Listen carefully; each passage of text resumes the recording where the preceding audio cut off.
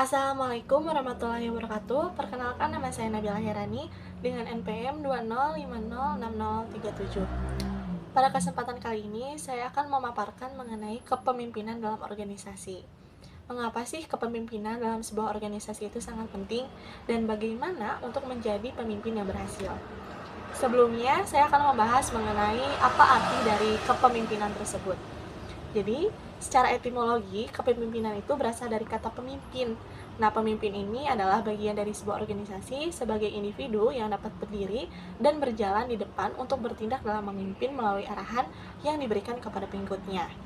Nah, jadi pemimpin ini adalah seseorang yang memiliki wewenang dan kepemimpinannya untuk mengarahkan orang lain sebagai anggotanya serta bertanggung jawab atas pekerjaan anggotanya tersebut dalam mencapai tujuan bersama.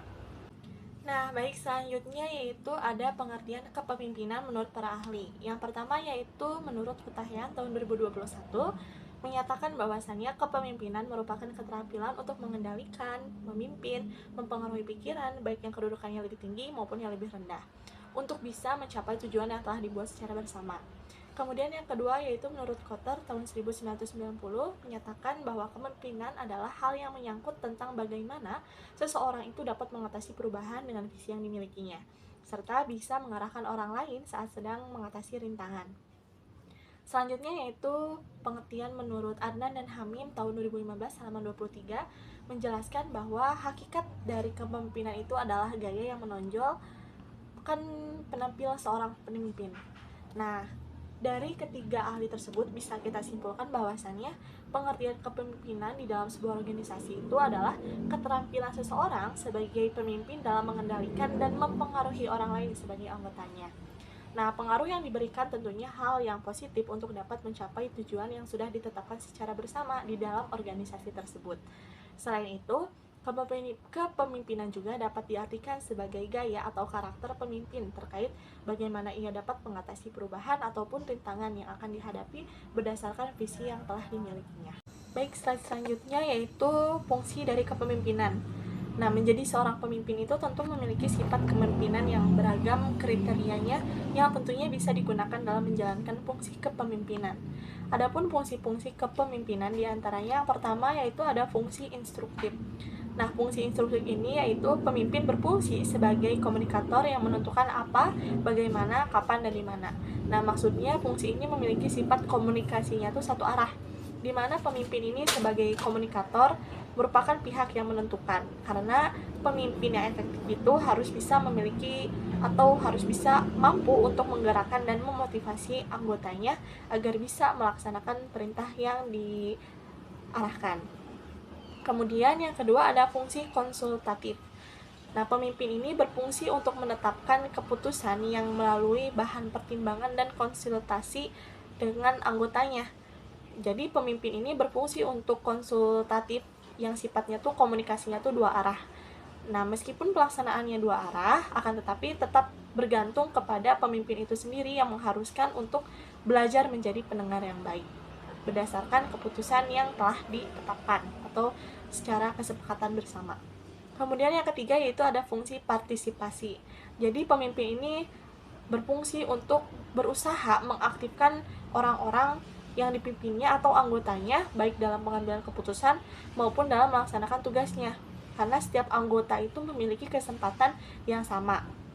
Nah, untuk berpartisipasi dalam melaksanakan kegiatan dari tugas pokok yang diberikan sesuai dengan posisi masing-masing, artinya setiap anggota itu yang ada dalam organisasi itu memiliki kesempatan yang sama dalam ikut berpartisipasi dalam suatu kegiatan.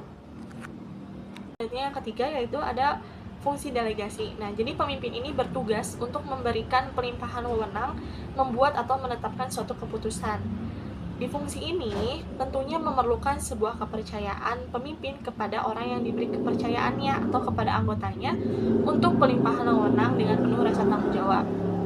Nah, fungsi pendelegasian juga harus diwujudkan sebagai kemajuan dan perkembangan suatu kelompok atau organisasi, karena tidak mungkin diwujudkan oleh seorang pemimpin itu sendiri. Selanjutnya yang terakhir yaitu yang kelima ada fungsi pengendalian. Nah, pengendalian ini jadi seorang pemimpin ini harus bisa mengatur aktivitas anggotanya secara terarah dan dan dalam koordinasi yang efektif dalam tercapainya tujuan bersama secara maksimal. Nah, pelaksanaan pada fungsi pengendalian ini tentu menggerakkan pemimpin supaya bisa mewujudkan tujuan melalui kegiatan bimbingan, pengarahan, koordinasi, dan pengawasan. Kepemimpinan juga dilakukan untuk menjaga agar kegiatan itu bisa mempengaruhi anggota organisasi selalu terarah pada tujuan yang telah disepakati secara bersama. Pengendalian juga ini memiliki makna untuk mencegah dan menghindari anggota organisasi itu melakukan kegiatan yang menyimpang dari tujuan organisasi yang telah disepakati. Selanjutnya, dalam mencapai tujuan organisasi, tentunya pasti harus dikelola melalui pola kepemimpinan yang baik dan efektif juga, yang nantinya diharapkan bisa mencapai secara optimal. Nah, adapun ciri-ciri kepemimpinan efektif antara lain yang pertama yaitu tentunya seorang pemimpin ini harus memiliki intelijensi yang lebih tinggi, karena sudah menjadi suatu keharusan seorang pemimpin mempunyai tingkat intelijensi yang lebih tinggi dari bawahannya. Yang kedua yaitu kematangan jiwa sosial. Nah, jadi pemimpin ini biasanya harus memiliki perasaan atau jiwa yang cukup matang dan mempunyai kepentingan serta perhatian yang cukup besar terhadap bawahannya atau anggotanya. Yang ketiga yaitu motivasi terhadap diri dan hasil. Nah, para pemimpin ini harus bisa membereskan segala sesuatu yang menjadi tugas dan tanggung jawab mereka. Yang keempat yaitu menjalin hubungan kerja manusia. Nah, menjadi seorang pemimpin itu harus bisa bekerja secara efektif dengan orang lain ataupun dengan bawahannya. Baik, selanjutnya yaitu ada tipologi kepemimpinan. Nah, jadi tipologi kepemimpinan ini merupakan suatu ilmu yang diyakini oleh seorang pemimpin meliputi persepsi, nilai, sikap, perilaku, dan juga gaya memimpin dan mempengaruhi anggotanya untuk bisa mencapai tujuan tertentu. Nah, adapun tipe-tipe dari kepemimpinan ini terbagi ke dalam 5 jenis. Yang pertama yaitu ada tipe otoriter. Nah, jadi pada kepemimpinan yang otoriter ini, semua kebijakan dasar itu ditetapkan oleh pemimpin sendiri dan pelaksanaannya ditugaskan kepada bawahannya. Jadi, perintah atau pemberian tugas itu dilakukan tanpa mengadakan konsultasi sebelumnya dengan orang-orang yang dipimpinnya atau dengan anggotanya. Jadi, pemimpin otoriter ini berasumsi bahwa maju mundurnya organisasi itu tergantung kepada pemimpin. Nah, selanjutnya yang kedua yaitu ada tipe paternalistik. Nah, jadi pemimpin yang bersifat paternalistik ini memiliki sifat yang komunikatif dan dapat dijadikan sebagai tempat bertanya untuk memperoleh petunjuk bagi bawahannya atau anggota yang ada dalam organisasi tersebut. Kemudian yang ketiga yaitu ada tipe karismatik. Nah, pemimpin yang karismatik ini merupakan seseorang pemimpin yang biasanya dikagumi oleh banyak anggota ataupun pengikutnya, meskipun tidak selalu dapat menjelaskan secara konkret mengapa orang tertentu itu bisa dikagumi.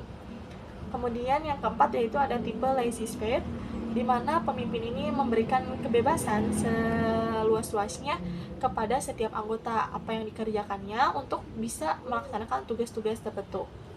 Nah, pada tipe ini, pemimpin memberikan kesempatan pada anggota untuk bisa mengambil keputusan dengan siapa saja yang bisa diajak untuk bekerja sama.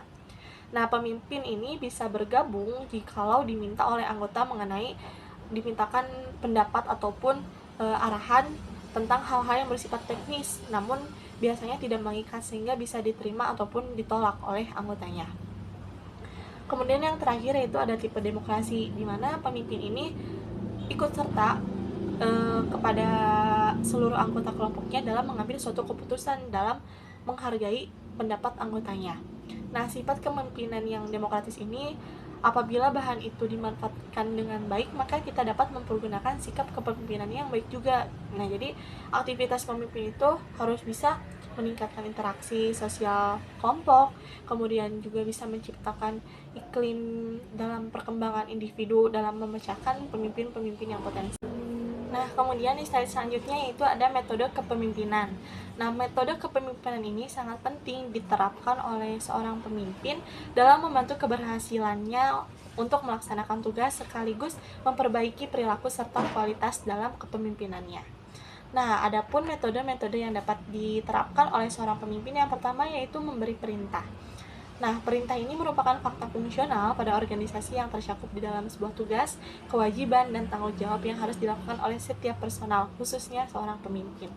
Kemudian yang kedua yaitu ada memberikan celaan dan pujian. Nah, celaan di sini bermaksud supaya anggota yang melanggarnya menyadari kekeliruannya, serta pujian dimaksudkan untuk memotivasi tim ataupun anggota sebagai individu untuk berkinerja lebih baik. Nah, kemudian yang ketiga yaitu ada memupuk tingkah laku pribadi pemimpin yang benar. Nah, jadi seorang pemimpin itu harus bersifat objektif dan jujur, serta harus juga bisa menjauhkan dari rasa pilih kasih atau favoritisme. Nah, seorang pemimpin ini bukan sebagai penyelidik dalam mencari kesalahan anggota maupun bukan penjaga yang selalu melihat kelemahan orang. Tapi seorang pemimpin itu harus bisa mengkontrol kerja keras dari seorang anggotanya. Kemudian yang ketiga yang keempat yaitu ada peka terhadap saran-saran. Nah, jadi sifat pemimpin itu harus bisa halus dan terbuka dan peka juga terhadap saran-saran dari luar yang bersifatnya itu positif. Jadi pemimpin itu harus bisa menghargai pendapat-pendapat dari anggotanya ataupun rekannya untuk bisa mengkomunikasikannya dengan ide sendiri dalam mencapai tujuan organisasi. Kemudian yang kelima yaitu ada memperbaiki rasa kesatuan kelompok. Nah, seorang pemimpin itu harus sangat penting sekali untuk mewujudkan rasa kesatuan kelompoknya, karena mengingat semakin mengglobalnya tantangan dari luar dan situasi masyarakat yang lebih modern, yang tentunya bisa menyebabkan terhadap perpecahan dalam suatu anggota organisasi. Kemudian yang keenam yaitu ada menciptakan disiplin diri dan juga disiplin kelompok. Jadi pemimpin ini yang akan membuktikan rasa percaya dan disiplin dari anggota kelompok atau anggota organisasinya serta rasa tanggung jawabnya. Oleh karena itu penting bagi setiap anggota mengembangkan tata cara dan pola tingkah laku yang berlaku dalam anggotanya yang tentunya harus ditaati oleh seluruh anggota organisasi. Kemudian yang ketujuh yaitu adalah meredam kabar dan isu-isu yang tidak benar. Nah, karena kesatuan dan efektivitas kerja dari sebuah organisasi itu bisa terpengaruh oleh gangguan dari kabar-kabar yang tidak benar atau kabar-kabar yang tidak sesuai dengan faktanya. Oleh karena itu, menjadi seorang pemimpin tentu berkewajiban mengusut sampai tuntas mengenai sumber yang tidak jelas tersebut. Nah, selanjutnya yang terakhir yaitu ada kriteria kepemimpinan yang ideal. Nah, bagaimana sih menjadi seorang pemimpin yang ideal? Nah, seorang pemimpin itu tentu akan memiliki beberapa sifat atau kriteria kepemimpinan yang berguna bagi anggotanya ataupun bawahannya. Nah, ada pun kriteria kepemimpinan yang ideal yang akan dijelaskan melalui poin-poin sebagai berikut ini. Yang pertama yaitu ada keinginan untuk menerima tanggung jawab. Nah, jadi seorang pemimpin itu harus bisa menerima kewajiban untuk mencapai suatu tujuan, sehingga ia harus bisa bersedia juga untuk bertanggung jawab terhadap pimpinan atas hal yang dilakukan bawahannya. Nah, menjadi seorang pemimpin harus juga mampu mengatasi keadaan yang sedang dialami oleh bawahannya ataupun anggotanya, baik dari tekanan kelompok ataupun yang lainnya. Kemudian yang kedua yaitu kemampuan untuk bisa perspektif. Nah, perspektif ini menunjukkan bahwa kemampuan untuk mengamati atau menemukan kenyataan dari suatu lingkungan. Nah, menjadi seorang pemimpin itu harus bisa mengetahui tujuan organisasi sehingga ia dapat bekerja untuk membantu mencapai tujuannya. Dan yang ketiga itu ada kemampuan untuk bersikap objektif. Nah, objektivitas sendiri ini adalah kemampuan untuk melihat suatu peristiwa atau perluasan dari kemampuan perspektif yang sudah tadi saya jelaskan. Jadi jika perspektif itu menimbulkan kepekaan terhadap fakta atau kejadian yang lain, maka objektivitas ini bisa membantu pemimpin untuk meminimalisir faktor emosional dan pribadi yang mungkin bisa mengkaburkan realitas dari rencananya. Kemudian yang keempat yaitu ada kemampuan untuk menentukan prioritas. Nah, menjadi seorang pemimpin tentunya harus bisa berkemampuan untuk memiliki dan menentukan mana yang penting dan mana yang tidak penting. Nah, kemampuan ini sangat diperlukan oleh seorang pemimpin berdasarkan kenyataan dari masalah yang harus dipecahkan yang tentunya seringkali datang bersamaan dan berkaitan antara satu dengan yang lainnya. Kemudian yang terakhir yaitu ada kemampuan untuk berkomunikasi. Nah, menjadi seorang pemimpin itu tentu suatu keharusan memiliki kemampuan untuk berkomunikasi karena pemimpin harus bisa memberikan dan menerima informasi yang jelas dari setiap anggotanya. Kemudian seorang pemimpin juga adalah orang yang bekerja dengan menggunakan bantuan orang lain, yaitu dengan anggota-anggotanya sendiri.